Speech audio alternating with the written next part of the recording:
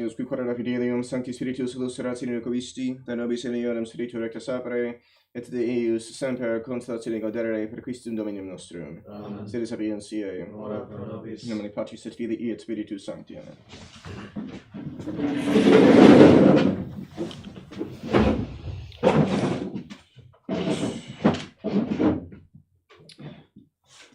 Before we get started, just want to make sure that everybody knows that the 11 o'clock period on Tuesdays and Thursdays is now also church history. We've been regularly missing people, maybe for other reasons than the word not being spread. But in case that was the problem, that should not be fixed, because I think we have everybody right now. So if anybody's unaware, then okay, hopefully that is now solved, if that was the problem. Okay, so last time we were talking about the 3 chapters, which we could cover in much more detail, though we may not have the time to do it. But that whole thing, if anybody who wasn't here last time, was 3 chapters or 3 writings. It was a set of writings that were examined by the Council of Chalcedon, where monophysitism, Eutychianism, was condemned. The council, one of the general councils, at which the heresy of Eutyches was condemned.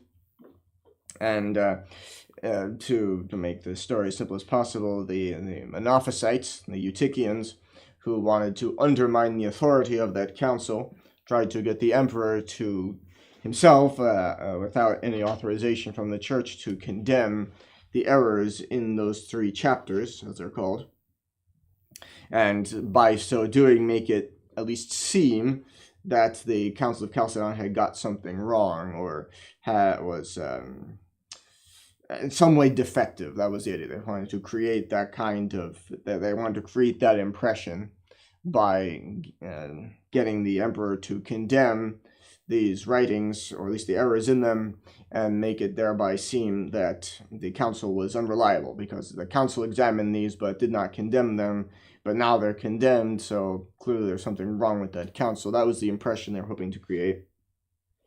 And it turns out that, in fact, those 3 chapters did contain errors that were worthy of condemnation, and they were later condemned by Pope Vigilius at a separate council. At the same time, Pope Vigilius made it perfectly clear that this is not in any way saying that the Council of Chalcedon got anything wrong. And that was the Eutychians wanted people to think that the Council of Chalcedon had got wrong the condemnation of monophysitism. At least they wanted to create that impression. And so the fact that the Council of Chalcedon had reviewed these 3 chapters without condemning them does not mean that it got anything wrong. Yeah, maybe it would have been better for it to have condemned the errors contained in those writings, but that does not mean that because it did not, that anything it did decide upon was erroneous or in any way defective. The most was a question of prudence. So that's a long story, made relatively short and simple of the story of the question of the 3 chapters. So definitely does not in any way or call into question the infallibility or indefectibility of the church. No question of that either. And many times this is an example of an apologetical point that we cover in this course, that church history is to a great extent exactly that, an apologetics course. And also you cover it as well in the Ecclesia course, which is even more so an apologetics course. That's even the title, at least part of the title of the book. I don't remember the exact wording of it at the moment, but the Latin title of the book is essentially Apologetics Concerning the Church of Christ, something along those lines.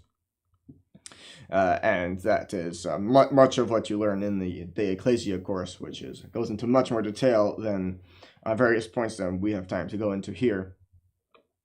But this is most of the time in order to answer correct. Well, it depends on the type of objection being raised, but very frequently, we can say with certitude, very frequently, the answer to a particular objection just lies in a correct understanding of the historical facts of the situation in question.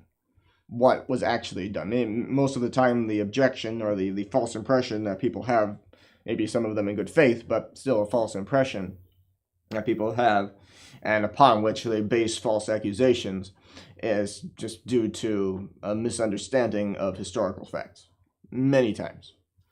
And lies, so they're essentially, many cases, people are just repeating lies that they may have been fed in good faith. That's to say, they may have been lied to themselves without realizing it, and spreading those lies in return, or in turn.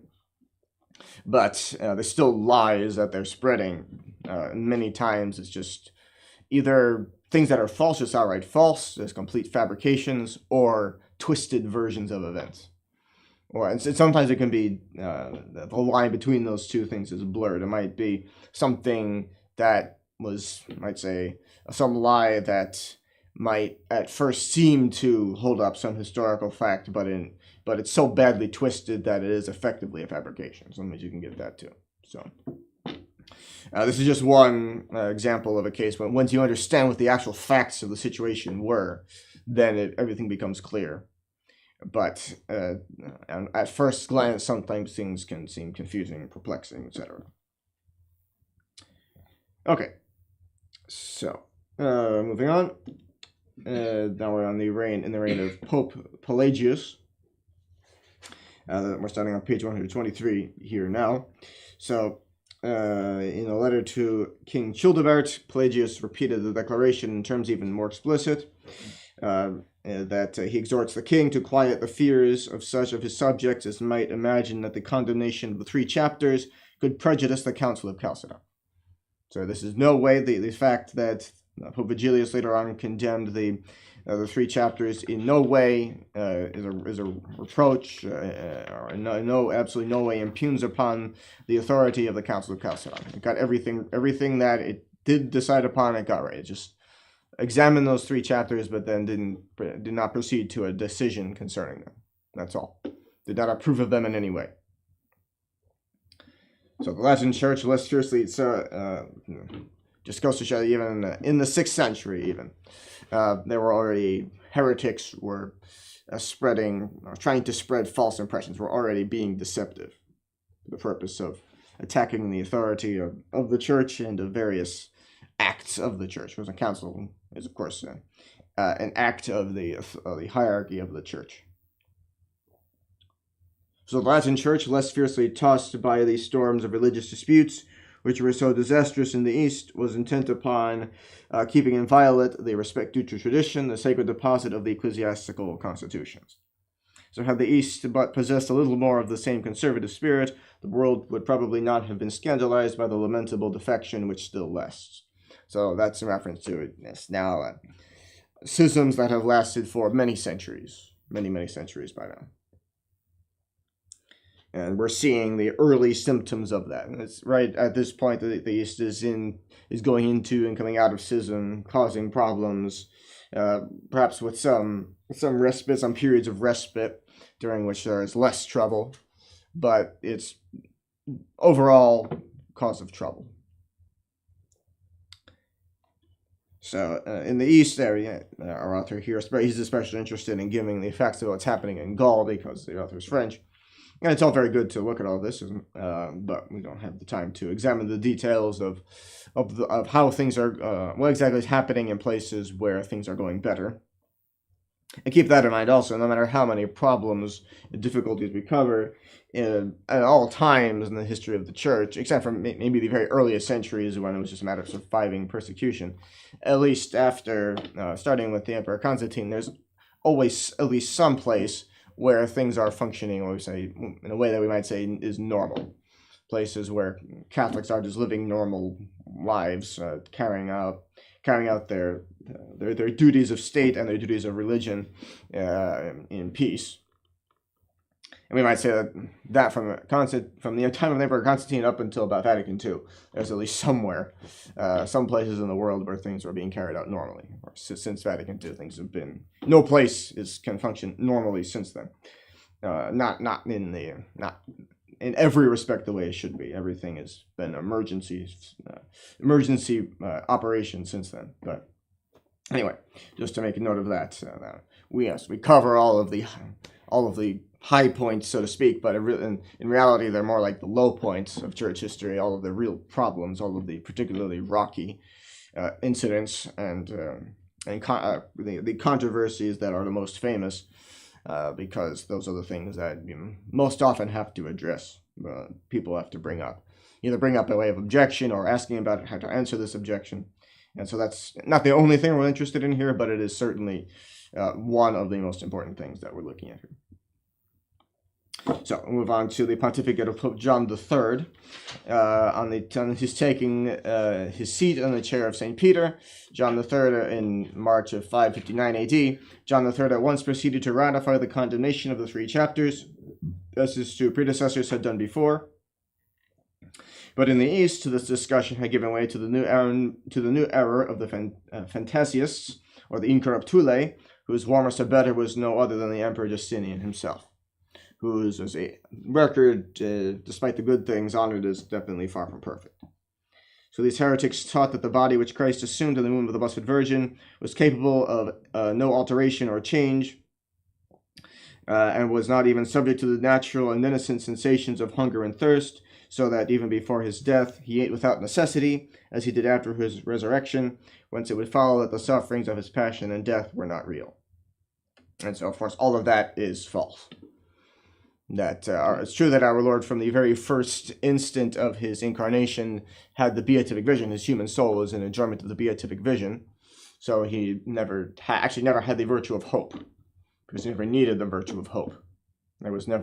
He always was in possession of that which is for us the object of the virtue of hope, the beatific vision. So he had no need of that. So in that way, he was not a viator, a wayfarer, as we call those human beings who are alive on earth, and then whose bodies and souls are united on earth.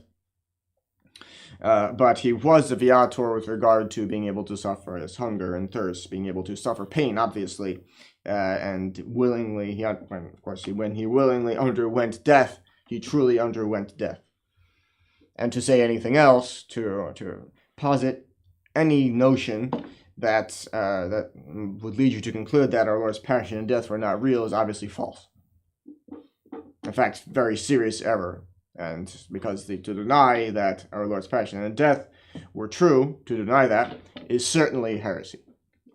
In a strict, full sense, technical sense, that is heresy, contrary to solemnly defined dogma.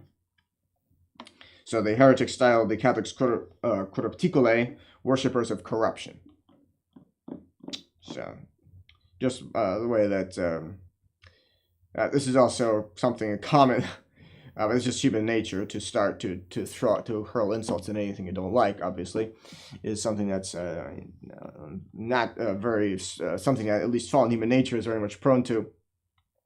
And that's true to this day. When faithful Catholics are called by people who will say want to, due to their holding to false theological positions, have lost all reverence for the papacy, who call it's originated in the 19th century, but you might hear the term ultramontanists, and what that refers to. Well, that was a term made up by Gallicans, those who really Frenchmen, in fact, who had an exaggerated idea of the privileges of the Church in France, which in fact the Church in France is part of the Church, just as any other part of the Church, in fact, but due to an exaggerated nationalism that the French are very much prone to, they imagine that the Church in France has special privileges. And so you to look to across the Alps, which is the idea ultramontane, across the mountains, or ultramontes, beyond the mountains, to look south of the Alps to Rome, where the Pope was something that Gallicans looked upon with disdain. Now, why are you doing that? You shouldn't be. You have everything you need in France. Look to the King of France. That's all you need. And so that's where that came from.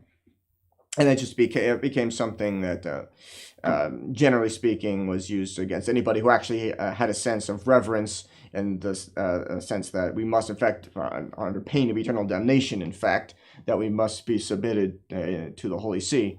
That became something that was a term of contempt for to put it simply, good, faithful Catholics. So that tendency, just to this day, you're going to see people on the internet today calling Sedevacantists ultramontanists. And that shows you, other people who say that is a terrible sign for them. And for us, that's not a problem. That will wear that term with a badge of honor, as a badge of honor, obviously. That's not a problem. To be associated with obedience to the Holy See and reverence for the papacy is an excellent thing. So we have no problem with that, but it's a terrible sign for those who use that term, because they show either supreme ignorance of the origin of that term and how it was used historically, and of what it was used to ridicule and show contempt for, or they actually share in that contempt and ridicule, and that's even worse.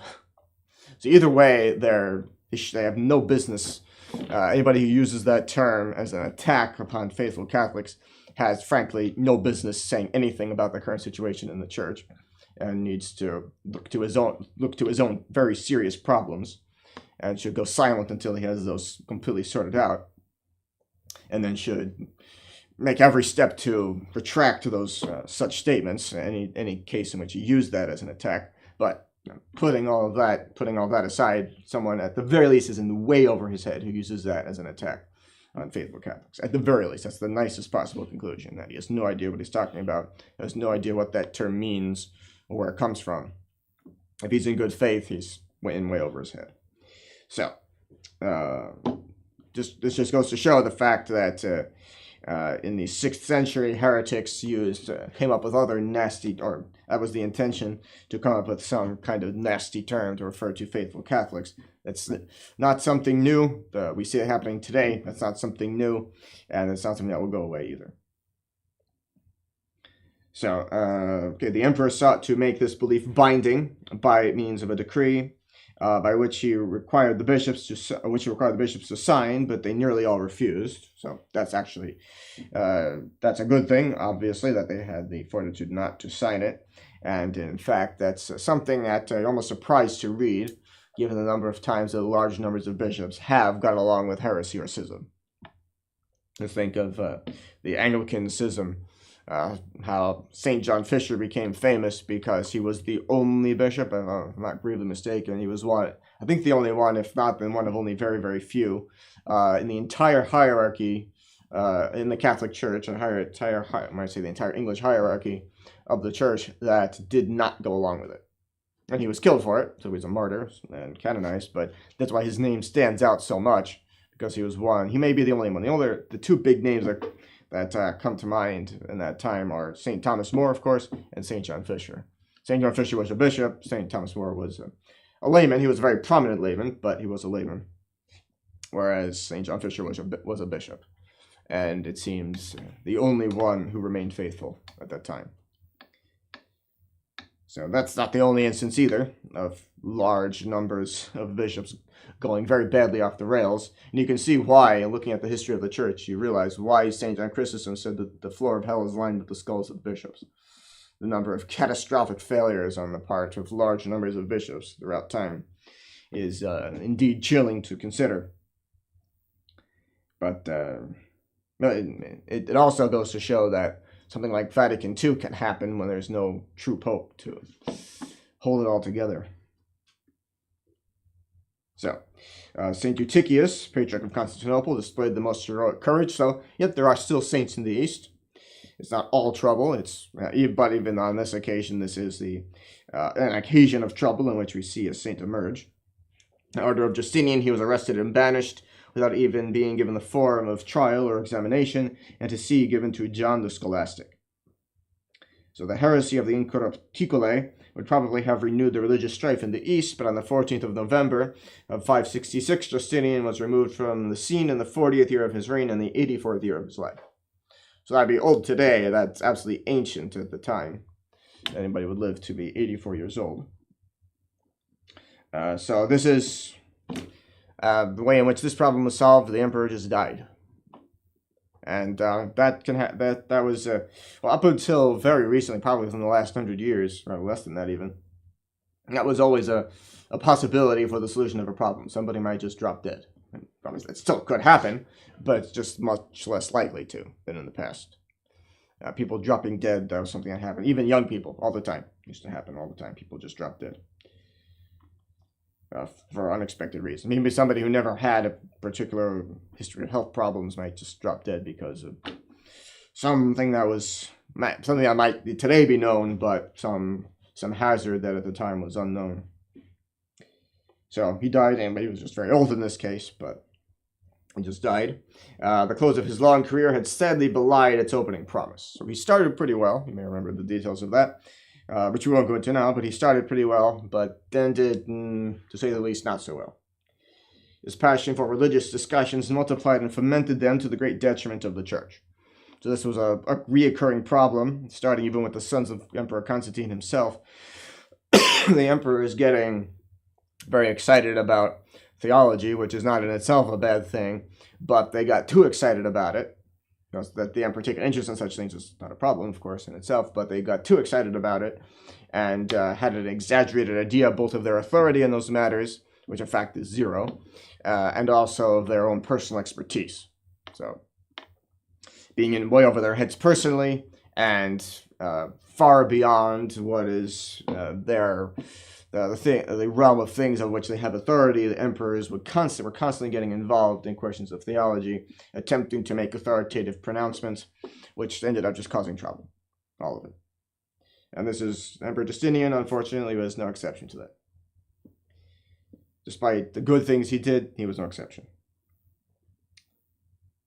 Okay, so he neglected all business of state to mingle in affairs which should have been left to competent minds. So competent both in the sense of, well, competent minds means those who are actually had the expertise to deal with these things, but also should have been left to those who had the competency, in other words, invested with the authority of Christ himself, to make pronouncements on these matters. So the historian Procopius, who is his official historian, speaks of him. He is always unattended by guards, spends long nightly vigils in discussing theological questions with the bishops, or pouring, so not P-O-U-R-N-G, but P-O-R means the imagery of someone pouring himself over something, or pouring over something is to be so intent upon it that you crouch over it, pouring with unquestionable curiosity over the works of the fathers. So, history will ever justly reproach this emperor, so gifted in many other respects, with sacrificing to a mere war of words the highest duties of the sovereign in the midst of a passionate and fickle people. This was the root of all the disorders which devastated the lower empire. So Justinian was succeeded by his nephew Justin the Younger, whose accession put an end to the persecutions brought upon the Catholics by the error of the Incorrupticulae. So Justin the Younger is better, definitely better than Justinian in many ways. The Patriarch Eutychius was recalled to Constantinople, but weak and wavering in character, Justin, while better in certain ways, had not the energy to hold the reins of government. So he may have been personally better than Justinian, but it doesn't mean that he was a better ruler. He may not have had the strength of character to rule an empire, or what was left of an empire anyway.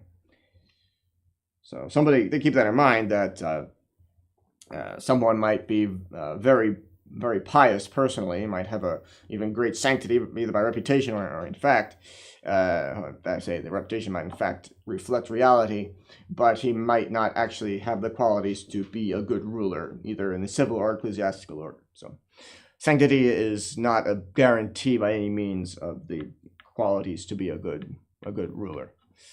And conversely, somebody might have the qualities to be a good ruler, but not have the sanctity which he should have.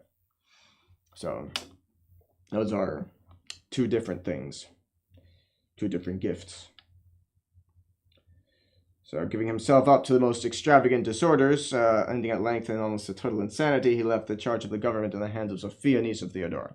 So he was better, at least in the sense of giving the church less trouble, but was personally went off the rails as well, as not managing things very well. So this was a signal for errors and consequent to misfortunes. Divorce, which had been abolished by Justinian's code, was reestablished, so that's terrible, of course. Sacrilegious traffic in ecclesiastical dignities was publicly opened. Private fortunes were confiscated to satisfy the greedy courtiers. Sophia heeded neither services nor talents, and Italy soon fell victim to her baneful policy. Under the eunuch Narses, who had succeeded Belisarius in command, this province was beginning to taste the sweets of peace. So Narses was at least managed Italy, which had been effectively reconquered, by at least largely anyway, by the efforts of Belisarius, but had been reconquered for what was still in theory the Roman Empire at the time. Keep that in mind. There's still that idea that the western portion of the empire is, we could say in retrospect, is done at this point. But there's still the idea that it's not really over officially, it's just in shambles, not being actually managed by the emperor who lives in Constantinople. But the idea is still that the Roman Empire is still in existence. There's still that idea, certainly. We oftentimes refer to it as the Byzantine Empire as though being a separate entity from the Roman Empire. But the theory is that it is still the Eastern Roman Empire, and that it could reconquer the entire empire. That idea was really only given up with the coronation of Charlemagne as the Holy Roman Emperor. Century, see, that happened very famously on Christmas Day of the year, notice 800. So for centuries more after this, there was still the idea that the Roman Empire will still be rebuilt. That it's still there in theory, it's still there officially, just needs to be put back together. That would be given up eventually, but it was at this time still very much the idea. So his renown and wealth soon brought him into disgrace with the empress. She sent him a distaff and spindle with this ironical order: fit only for a common eunuch, come at once to Constantinople. I have appointed you to superintend the work of my maids. It belongs to men to handle warlike weapons and command their fellows. So Narses, reading the insulting order and casting upon the bearer a look of anger, exclaimed, "Go tell your mistress that I will spin her such a thread as she will not easily unravel." So a eunuch is, just to keep in mind, is a minister of a king, very powerful minister of a king.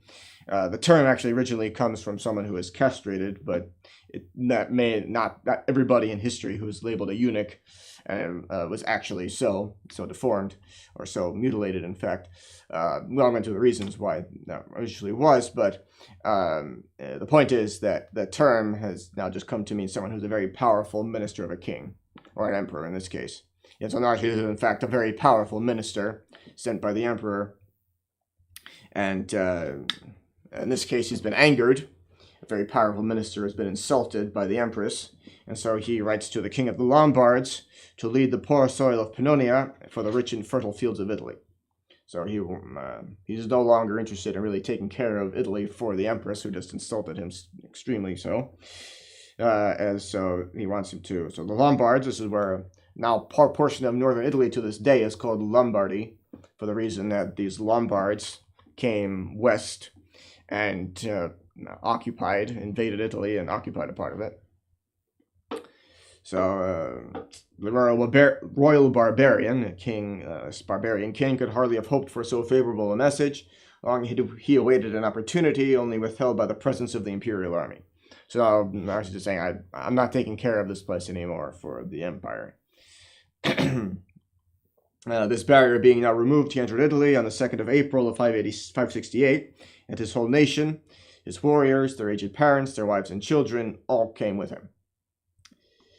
So Milan and Pavia submitted. The northern provinces followed their example, and 4 years later the Roman sway was confined to the two cities of Rome and Ravenna, with a few seaport towns all under the government of an exarch appointed by the emperor at Constantinople. So such was the web which Narses had left to the emperors instead of a distaff. He did not witness the result of his faithlessness, as he died at the very time of Alboin's entrance into Italy. So that was his parting shot, so to speak, by way of revenge for an insult, which, clearly that was an insult and a completely unnecessary insult sent to him by the empress. But revenging himself in this way is not a good thing. Not good for the church, not good for the general order or anything. So that was not a good way to go out, to say the least. So the Lombard domination, thus enthroning itself in this unhappy land, inaugurated its sway by acts of barbarous atrocity. The king had slain Cunimund, king of the Gepidae, in battle. So as Italy is there's a place where Rome is, but Rome, the ancient Romans have by this time pretty much disappeared, at least have lost all of their qualities that made them build and maintain an empire for so long. And Italy is now a place where barbarian tribes invade left and right, maraud north and south, pretty much at will. And that's what we're seeing here. So Italy is, as it has really always been, a region, not a unified nation, really a region. It was even Rome when Rome was first getting started. Its first steps towards building an empire, probably about 753 BC, which is when it was founded, and in the following centuries when it began to build up its empire. It started by waging wars with other Italian cities, other cities in Italy. And so, in a sense, Italy is just a region that, for a time, was dominated by Rome, which, in a way, Rome was only ever a city-state, in a way. In other words, the way that Greece was just a region with various city-states, which sometimes, very famously, Sparta and Athens went to war with each other in the Peloponnesian War. So Greece was it became unified at a certain point, but it was for a long time just a collection of city-states. So very much so, Italy, in a sense, was only Rome was very much just a city-state in Italy that happened to just rule most of the world, the known world anyway at the time. So Italy is still essentially that. It's still very much a patchwork of regions, or a patchwork of smaller states. Even though theoretically there is a unified nation of Italy, there is very little, if any, sense of patriotism towards the Italian nation. You go to Italy, everything's regional. The Italians have a certain thing. I'm not to say they're devoid of any sense of loyalty to their state, but they don't think of they don't have that loyalty towards the Italian nation, or certainly not to the Italian government. They even say, the priests we know in Italy, they say that things are better when there's no government. The Italian government falling is something very common, and things are better when there is no government. That means when things necessarily have to function more on a local level because there is no federal government, so to speak. That's when things work better. So they have no use for Italians have no use for the state that is a result of the 19th century revolutions, and that's true to this day. So what we're seeing right, there's nothing really new under the sun. That was true at this time in the 6th century. People moving through Italy, taking over, and that would continue. By the way, we'll see that many centuries down the line. Right now, it's barbarian tribes coming into Italy. And eventually they would settle down and become Italians. But then even after that, you have French and Austrians invading Italy. The Normans invaded Sicily, which, whether that's part of Italy or not is another question, but definitely the Normans invaded and took over Sicily. For example, in the late 18th, early 19th centuries, Napoleon dominated various parts of Italy and set up one of his marshals actually as King of Naples at a certain point, who turned on him later, but set him up as the King of Naples. And you see that Italy is today, in reality, whatever the theory might be, is today still a patchwork of smaller regions that make up that peninsula, which nobody can take seriously as a unified nation. So, okay, moving on past that, it's important to understand because, even for our purposes in studying church history, not only is it an interesting backdrop to the history of the church, but what it means is actually that Rome is a very good place to be what we might call the capital of the church, a place that is very decentralized. Where, because of the location of the Pope, of the papacy in Rome, it's a place where nobody would ever think of that as being the puppet of any other state. And that the perception did begin to arise when the papacy had its long sojourn in France, in Avignon specifically. That became the idea. The Pope is, the papacy is, in certain respects at least, a function of the French crown, something at the service of the French king, and that is not a good perception, obviously. The church obviously is universal, and the papacy should be seen as being should not be seen to be the servant of any civil ruler. The church does not disregard national differences, national boundaries, but supersedes them. And so the Pope should be seen as being separate from them, separate from any nation. And that's why the church very rarely gets involved in any way in various wars amongst nations. The church does not want to see, even in a case in which someone might be clearly right, it's pretty rare that the church would ever make a pronouncement, would ever take sides. Because the church looks to the good of souls, not to political interests. All the church sees very clearly that, and it's something we should always keep in mind as well, that time is on the side of the church, always. The church is guaranteed to last forever. No nation is guaranteed to last forever. So the interests, the powers, which nations are very powerful, that could change very suddenly, very rapidly. And it has throughout many instances throughout history of balance of power shifting very suddenly. And the church understands clearly that that can happen. And so what we have to look to is the big picture. What in the long run will do the best, do the most good for the salvation of souls. And most of the time that includes not taking sides in a conflict, because that could lead to a perception, a long-lasting perception that might do harm to souls potentially, that the church gets too readily involved in passing political questions. So the church does not do that. And that's, of course, a great act of wisdom on the part of the hierarchy of the church not to get so involved.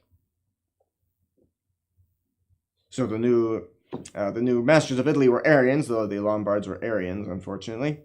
And keep that in mind at this time when you see mention of a king of this or that nation or tribe. In this case, most instances now the tribe taking up a heresy. That's pretty much a guarantee that his people will follow him into heresy. Conversely, it means that if you convert, that in the case of, for example, Clovis, we saw his conversion, king of the Franks. he adopted the faith. He converted, underwent baptism. Most of his people followed him into that. Yeah, there was it's just instinctive in people that there must be a religious unity in order that there be national unity. It's just common sense, really. There's a clear sense at this time, nobody denied it, that is the most important thing on which everybody must agree. Objectively, everybody must hold the faith and agree on that in order that there be lasting national unity. But there can still be a certain forced unity brought about by being part of everybody being part of the same false religion. That can become, as it has been many times, a means of coercion for the state. It's just that at this time, because of those instincts, that sense that everybody had, people mostly followed their rulers around into whether it was the faith or into heresy. They followed what we might call very broadly the religious decisions of their rulers. So when the king of the Lombards is an Arian, that means his people are not necessarily to a man. There might be prominent standouts, but that means generally speaking they're going to be heretics as well. So Pope John III multiplied the resources of his charity to meet the suffering caused by the ravages of the Lombards. Rome had not yet felt the yoke of the new conquerors, but the Lombards were preparing to lay siege to it when the sovereign pontiff died in July of 572.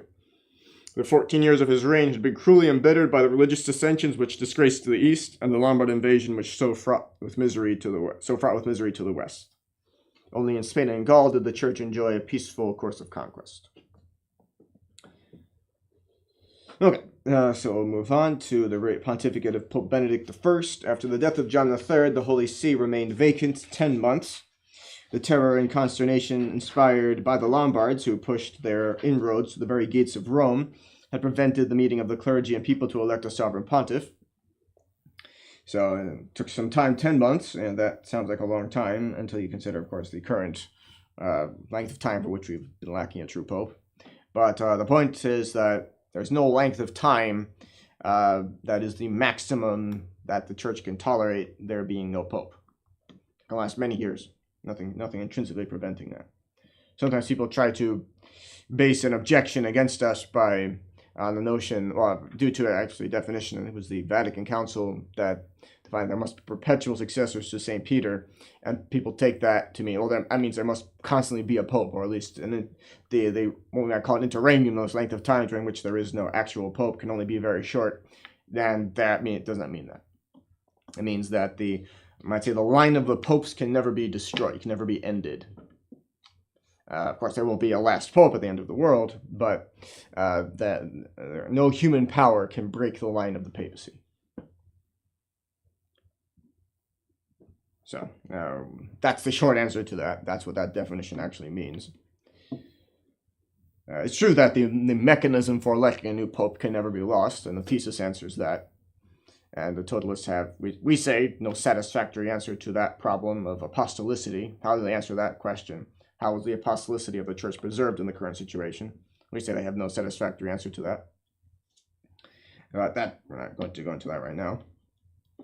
More immediately, you can point to examples like this to answer the objection raised by some people based on that false understanding of the definition that there must be perpetual successors, that there will be perpetual successors in the see and to the See of Rome, to the See of St. Peter.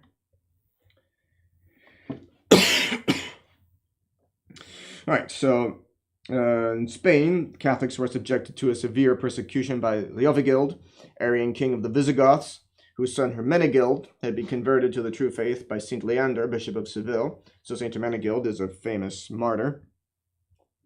Before his conversion, Hermenegild had shared his father's power, but Leovigild's treatment of the converted prince showed him to be equally regardless of the royal dignity and of the claims of natural affection. So, long story short, he put his son to death.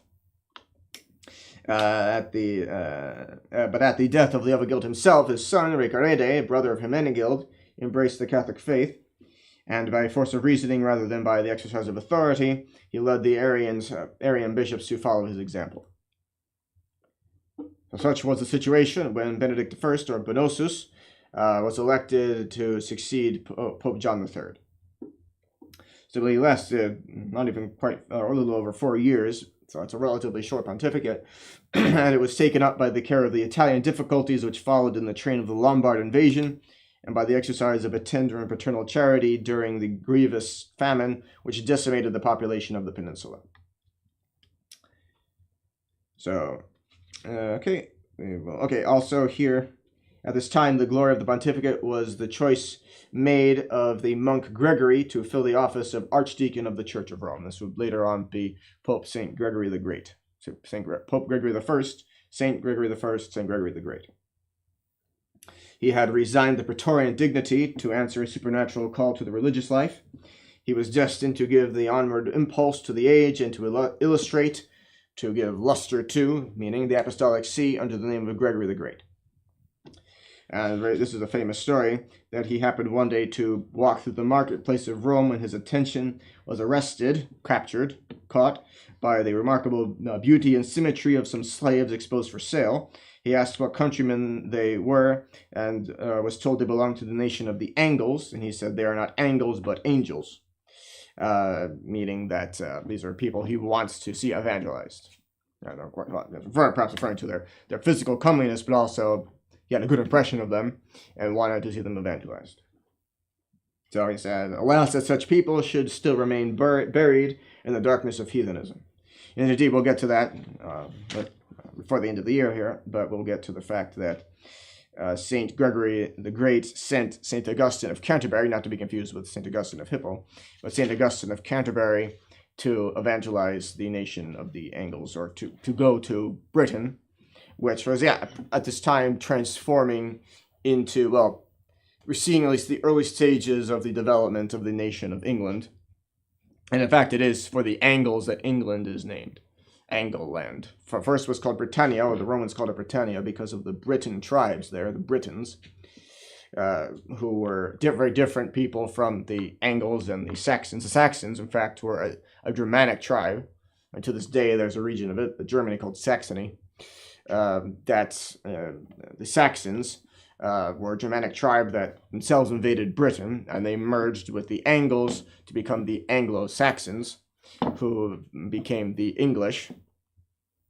Not the only. They were also the Normans invaded England, and they merged together with the Anglo-Saxons to form the English. But that's for later times. But you can see from that why it is that English has such a huge vocabulary, why it's the most vocabulary-rich language in the world. So many different people and so many different sets of words to the language. The Saxons were Germanic, hence the Germanic base of the language of English. The Normans were French. They had come from the north. They had been Vikings who came from the north, hence the name Normans. But they had, through living in France, become French and adopted the French language. And then when they invaded England, and when they conquered England, they introduced they brought French with them, and it all merged into the English language that we have today. So that's why we have too many words for everything. And you can see also how different, why it is that certain words, certain terms for certain things have Germanic roots, versus the other term for a very similar thing has a French root. But that's a whole other story. The point is, we're looking at he saw Angles, who eventually merged with the Saxons, for whom England is named, and England a place that he would eventually himself see to the evangelization of. So Benedict I died on the 31st of July of 577, while the Lombards held Rome in a state of the closest siege. Pope Pelagius II was elected after him and reigned for also only a few years, less than 3 years, in fact. But he was elected at a time still in the midst of all kinds of trouble. The exarch who commanded Italy in the emperor's name was powerless to avert the storm that threatened the Eternal City. The Deacon Gregory had been sent as a legate of the Holy See to Constantinople, in the hope that Justin II might be moved to send help to Italy. But the war against Khosroes, who was the Persian king, Persians were an old enemy of the Romans. They fought many wars against the Romans, and that included even the Eastern Empire, even at this time. They're still enemies of the Roman Empire, such as it is. But the war against the Persians had drained the imperial resources, and the ruinous administration of the Empress Sophia left no hope of a favorable issue for the embassy. But you see already how prominent St. Gregory the Great was even before he became Pope, that he was sent to, was prominent to being named Archdeacon of Rome. Keep in mind that's a position that doesn't exist anymore in the church, but it was a very powerful position, Archdeacon. And you still see some references to it. I'm sure we mentioned this before, but in the pontifical, which contains the ceremonies of priestly ordination, it is theoretically the archdeacon who calls the ordinands to be ordained. Now that the functions of the archidiaconus, as the title is in Latin, the functions of the archdeacon is taken over by the assistant priest at the ceremony of ordination. But that's that just an instance of the prominence of the archdeacon, that it was he who was the one who had the list of ordinands and who gave them the official ecclesiastical vocation, the official calling by the church to the priesthood of these candidates during the actual ceremony of ordination. So we have many other powers as well. That's just one instance of it. It's a power of the position that eventually the perception became too powerful, and so had to be done away with. Its functions were redistributed to other positions in the context of a diocese, and the position was done away with. But it was a very powerful position, and still exists at this time. And St. Gregory the Great, as a deacon, it becomes the archdeacon of Rome. So that's how prominent he was, and sent as ambassador to the imperial court at Constantinople. He's already a very prominent figure in the church, even before becoming pope. Okay, we'll continue with this next time, tomorrow, in fact, at 11 o'clock. We'll continue with this.